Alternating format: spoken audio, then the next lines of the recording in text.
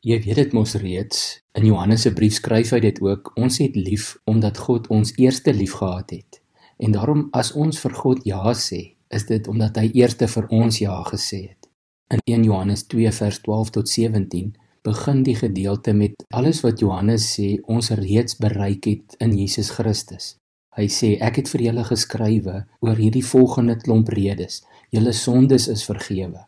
Julle ken Jesus en julle ken die Vader. Ek het vir julle geskrywe omdat julle sterk is en die woord van God in julle bly en julle het die bose oorwin. Dit is alles deel van die gawes wat ons in Jesus Christus ontvang het. En vandag wil ek net saam met jou kyk na die eerste een waar hy sê, ek het vir julle geskrywe want julle sondes is vergewe. Nou lees mooi, daar staan, dit is klaar reeds vergewe. Volledig, die duurste prys denkbaar is betaal. Dit is voltooi, dit is afgehandel. Daar is geen prys, geen gedeelte van 'n betaling meer nodig. En die implikasies is, as jy dit nie met jou hele hart glo en omhels en aanvaar nie, dan beledig jy op die wreedste moontlike manier vir Jesus Christus, want dan sê jy eintlik vir hom, jy dink nie die prys wat hy betaal het was genoeg nie. En mense doen dit ongelukkig. Ek hoor hulle dit soms sê. Hulle sê goed soos, ek het te veel sonde en die Here kan my nie vergewe nie. As jy enigiets in daardie lyn dink of sê, moet jy asseblief ophou daarmee. Want die groot nadeel of die probleem is in die eerste plek, soos ek nou gesê het, iemand wat dit sê, beledig vir Jesus, want hy impliseer dat sy wrede dood aan die kruis nie genoeg was nie. Moet dit nie sê nie, moet dit nie dink nie. Net voor Jesus gesterf het aan die kruis het hy verklaar, dit is volbring, dit is afgehandel, en God het daardie offer aanvaar. In die tweede plek, as jy so dink, dan bind dit jou, dit hou jou gevange. As jy dink of glo dat jy nie volledig vergewe is nie, dan kan jy nie vorentoe gaan nie, jy kan nie aanbeweeg nie, jy kan nie groei nie, en jy sukkel om diensbaar te wees in die kerk of die koninkryk van die Here, want dit voel die heeltyd vir jou of God jou nog nie volledig vergewe het nie. En daardie gedagte maak 'n mens lam, dit maak jou bang en dit maak jou onproduktief. 'n Kind wat sy ouers skade aangedoen het of teleurgestel het, is gewoonlik bietjie bang om huis toe te gaan.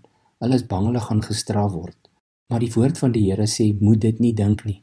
In Romeine 5 vers 1 staan daar, God het ons dan nou vrygespreek deurdat ons glo, en daarom is daar nou vrede tussen ons en God deur ons Here Jesus Christus.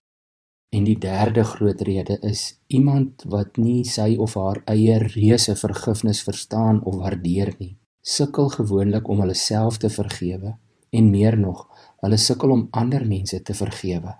En dit wil die Here ook nie hê nie. En daarom vertel Jesus in Matteus 18, daarvan vers 23 af, daardie gelykenis van die koning wat besluit het om saam met sy amptenare hulle boeke na te gaan.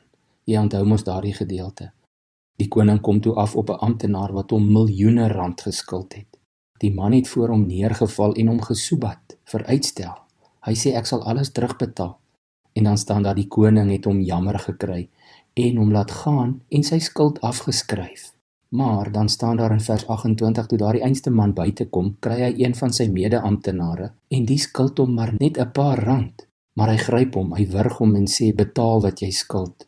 En dan lees ons van vers 32 af, die koning het hierdie man laat haal en vir hom gesê, jou skurk, al daardie skuld het ek vir jou afgeskryf omdat jy my gesoebat het. Moes jy nie ook jou mede-amptenaar jammer gekry het, soos ek jou jammer gekry het nie? As ons glo en aanvaar dat ons vergewe is, dan kan en moet ons ook ander vergewe. Kom ons vra die Here om ons ook daarmee te help. Kom ons bid saam.